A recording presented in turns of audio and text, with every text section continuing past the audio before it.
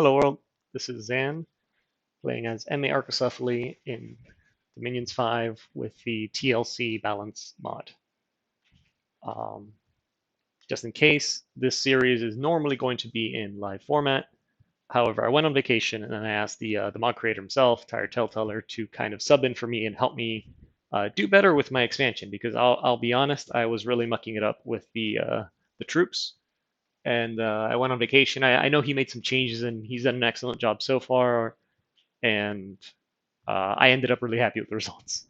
But for now, so this is going to be turn 9, and I'll do turn 9, 10, and 11, and then we are back in live format for turn um, 12, I believe. Yes, turn 12. So, further ado, let's hop in.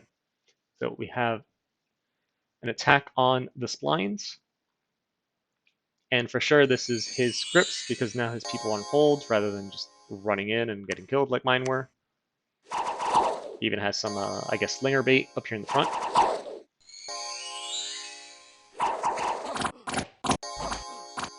That's good. Kill one of their commanders, excuse me.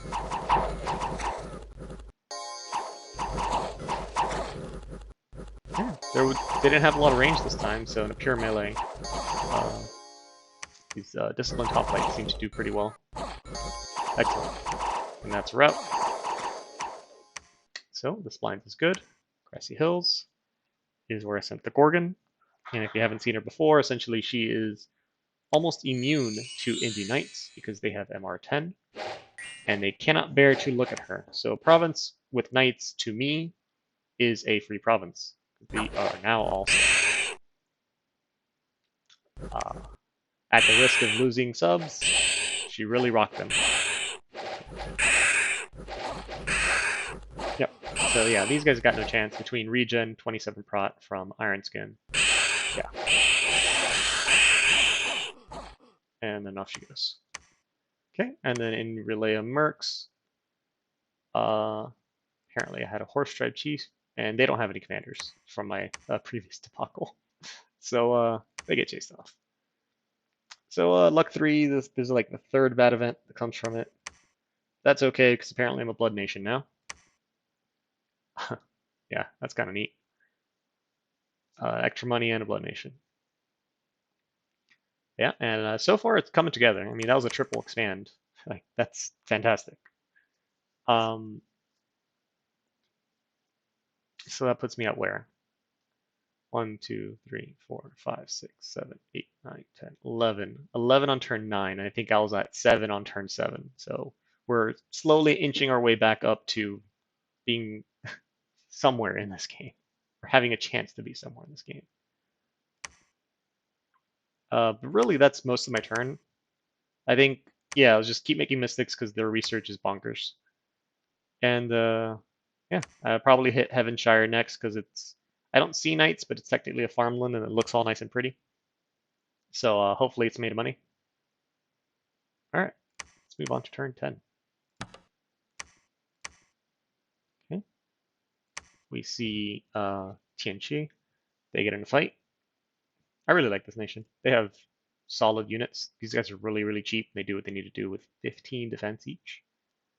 Their sacreds are a little hit or miss because Strength of Spring is rough. You check it, they have 6 hit points right now. I think, considering the red bar, and I'd have to like test this, maybe they can get healed because maybe that's just current hit points. So maybe if you get, I don't even remember the paths because nobody casts the spell. There's some nature spells that heal people, but I like the red guard other than Strength of Spring, just because as a generic cavalry unit, they hit pretty hard with the falchion over the other weapons, and decent defense skill. And with human nations, if you have the option of knights, they tend to be the better unit to recruit to expand because you will have the lance charge in every fight. They have high defense skill, and they usually are well armored. Full scale mill, I wouldn't call well armored, but hey, that probably means they're just cheaper to recruit. But the high defense skill is important. Like 17 is important because this guy he's gonna roll 8 plus the dice rolls versus your 17. There's no way this guy can hit one of those knights. Now 12 is a bit closer, but they have a 5 difference. It's unlikely. And let's say he's probably on attack rear. Or not. Yeah, they just get demolished. Meanwhile, these guys, they're going to be taking hits because the harass penalties. But they otherwise have very, very high defense. So despite their weak armor, they're going to just survive, usually. Very good units, very cheap. Won't kill anything, but it's not easy to take them down. All right, they have a few different versions. These ministry footmen, I mean, I don't remember the cost. Oh, well, it shows me. 12, 14, 14, 10, 11, 9. I mean, you're getting 1 more morale, and you know what? It's better. If you can afford the 5 recruitment points, yeah, get these medium ones. They also have a heavy variety. I think those are more expensive. It just depends at what point of the game you're at. 'Cause later on, TNG drops gifts from heaven, and really that doesn't matter what armor you're wearing. Okay, so we have another battle in the Kekistan Forest, where Toldi once more will show his superior scripting skills. Sargon of Kek. Okay. Random toad tribe. There they are. Interesting. Interesting units. It's a site. I've gotten it before in a game, in a swamp. There's a random chance of getting an event that lets you recruit these guys and those guys. That could be neat. I mean, these are foul vapors paths if you can give them the boosters. Oh, you madman. Absolute madman. Well, luckily it all works out. Shoot. And wow, Toldi superior, Toldi. TTT's superior scripting. Okay, and Heavenshire we have, yep, just Gorgon things.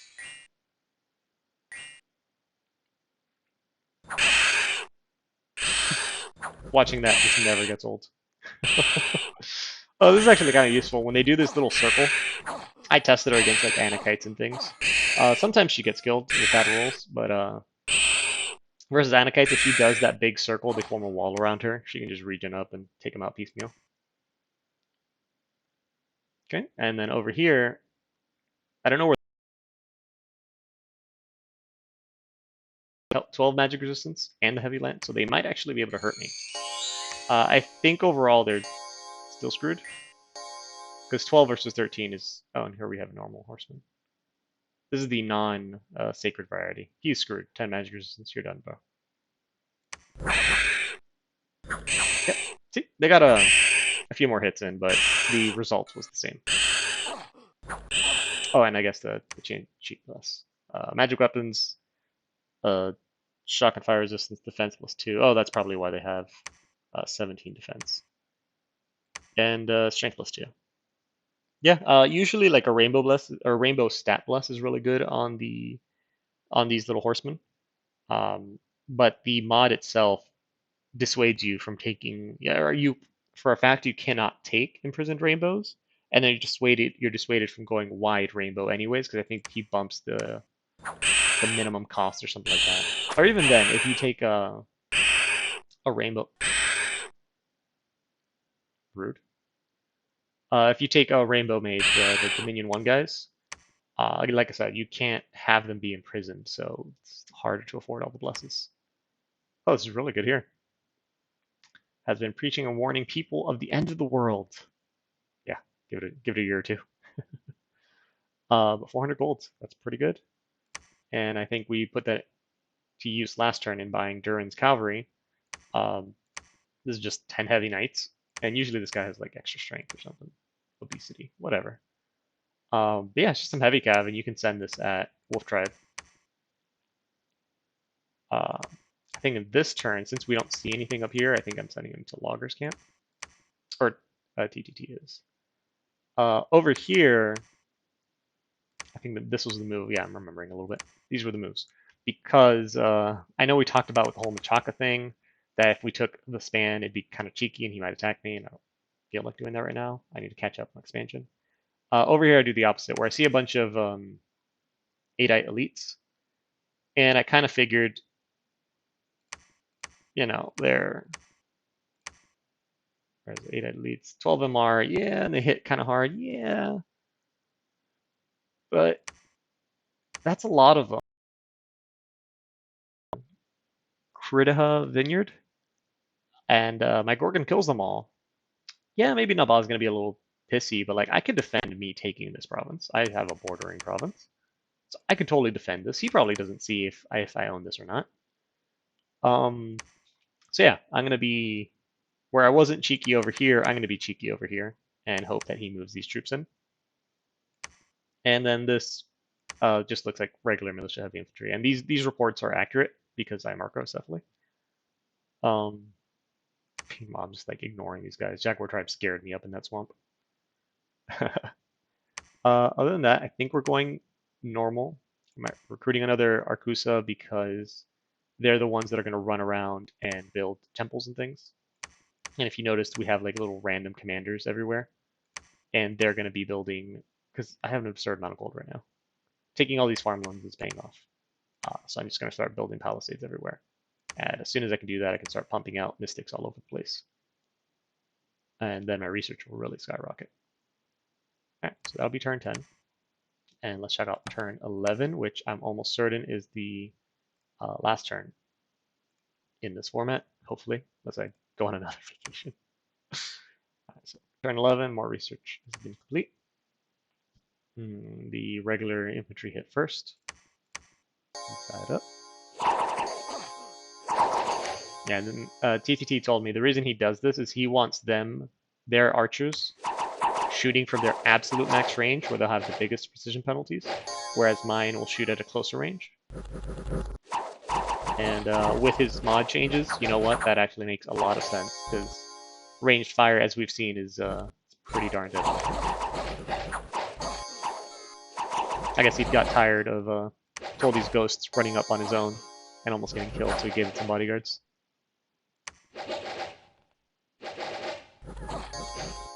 Alright, that's a wrap. We have a fight in Loggers Camp. I mean, really, just send them forward. Hope that the lance charge is enough to rout them off.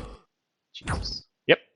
The shock attack right there is enough to rout their infantry line. And that's probably a wrap. Yeah. Heavy cover, good. Okay.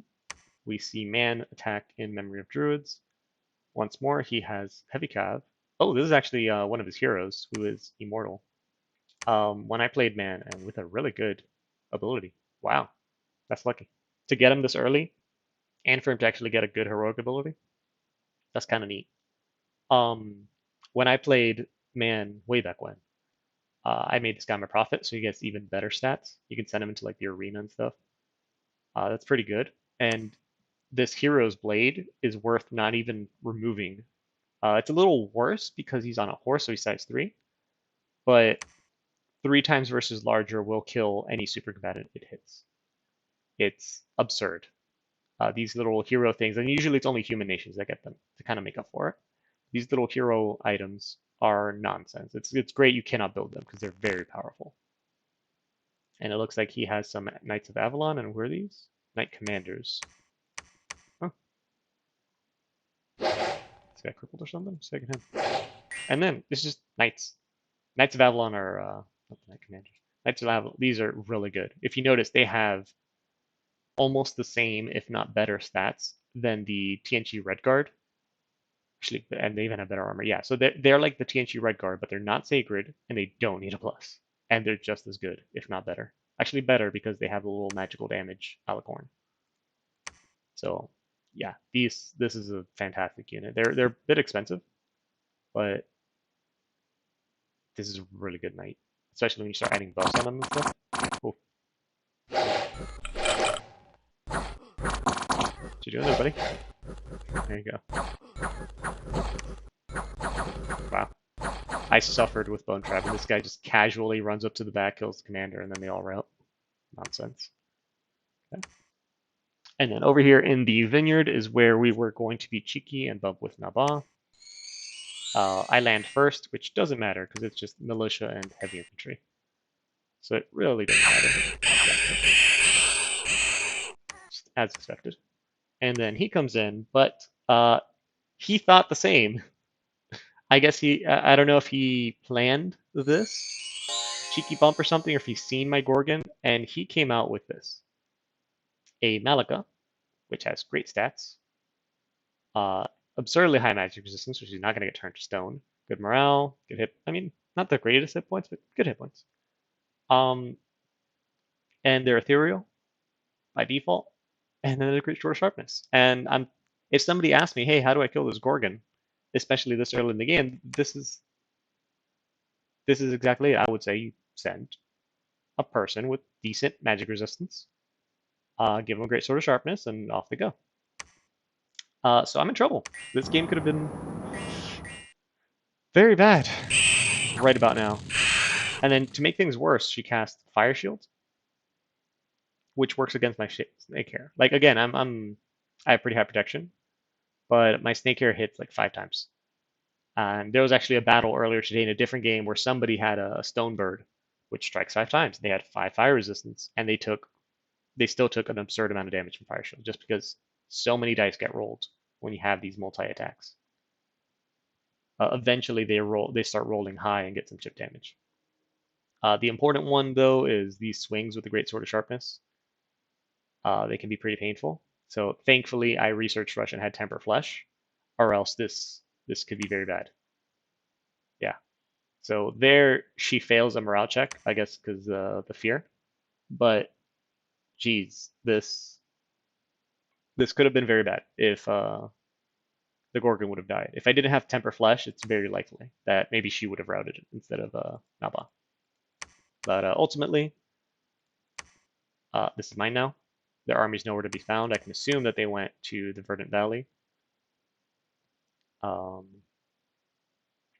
And most of my easy provinces now are gone.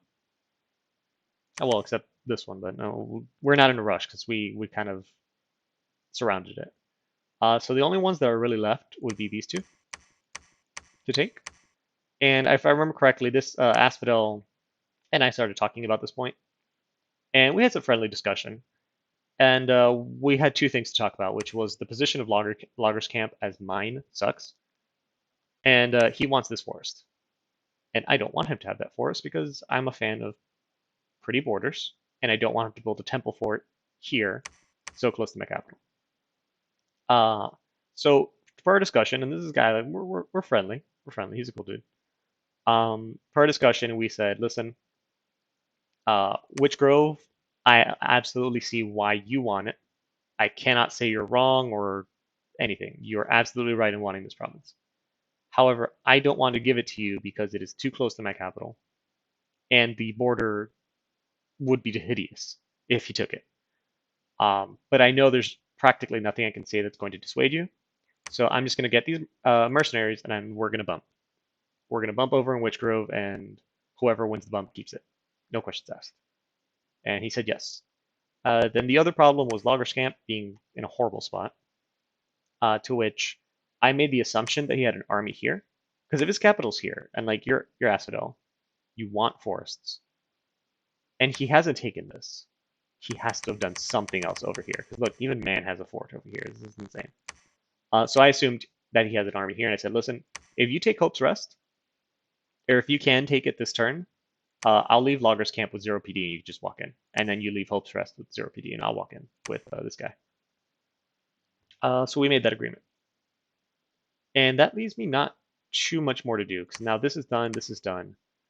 I saw this big army here of horsemen from Ind, and I've literally not talked to these guys. I think TNG wanted a nap with me after he saw my Gorgon wreck his cavalry. But I haven't talked to these guys, or Machaka for that matter. But my assumption is I'm building a palisade here. It has 1 month left.